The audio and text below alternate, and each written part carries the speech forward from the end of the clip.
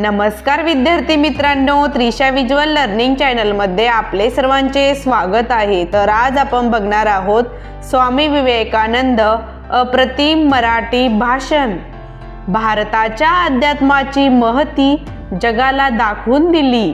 भारताच्या अध्यात्माची महती जगाला दाखवून दिली। स्वामी विवेकानंदांनी शिकागोची धर्म परिषद गाजवली। स्वामी विवेकानंदांनी शिकागोची धर्म परिषद गाजवली।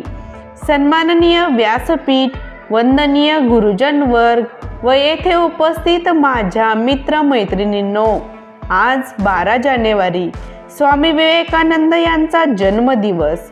प्रथम या थोर महात्म्यास माझे त्रिवार अभिवादन। स्वामी विवेकानंद हे थोर तत्वज्ञानी, विचारवंत आणि तेजस्वी महापुरुष होते। त्यांचा जन्म 12 जानेवारी 1863 रोजी कलकत्ता येथे झाला। स्वामी विवेकानंद यांच्या वडिलांचे नाव विश्वनाथ दत्त आणि आईचे नाव भुवनेश्वरी देवी असे होते। त्यांच्या लहानपणीचे नाव नरेंद्रनाथ असे होते। लहानपणापासून त्यांना वाचनाची खूप आवड होती। त्यांना रामायण, महाभारत, भगवद्गीता अशा धार्मिक पुस्तकाचे ज्ञान मिळवले होते।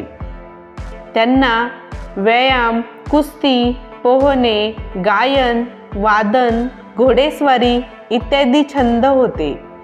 स्वामी विवेकानंद यांचे रामकृष्ण परमहंस हे गुरु होते।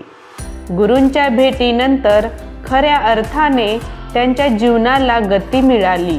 रामकृष्ण परमहंस यांना ज्ञात असलेले सत्य व हिंदू धर्म जगभर पोहोचण्याचे कार्य स्वामी विवेकानंद यांनी केले। स्वामी विवेकानंद यांचे वक्तृत्व प्रभावी होते।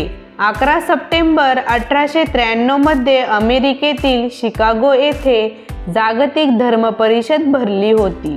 त्यावेळी स्वामीजींना अमेरिकेतील माझ्या बंधू आणि भगिनींनो असे म्हणून भाषणाची सुरुवात करताच तेथे जमलेल्या लोकांनी टाळ्यांचा प्रचंड कडकडाट केला।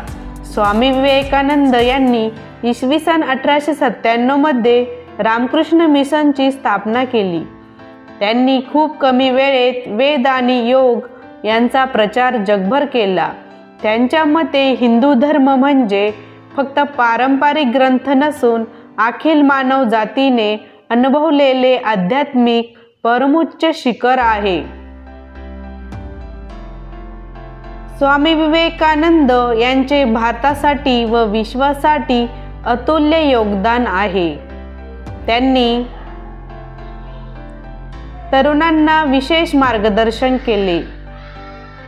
उठा, जागे व्हा आणि ध्येय गाठेपर्यंत थांबू नका असा महान संदेश विवेकानंदांनी दिला।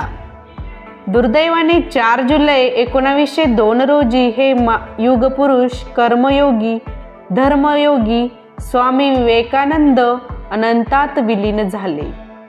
धन्यवाद। जय हिंद, जय महाराष्ट्र। अशाच प्रकारच्या नवनवीन भाषणांसाठी आमच्या चॅनलला अवश्य सबस्क्राईब करा।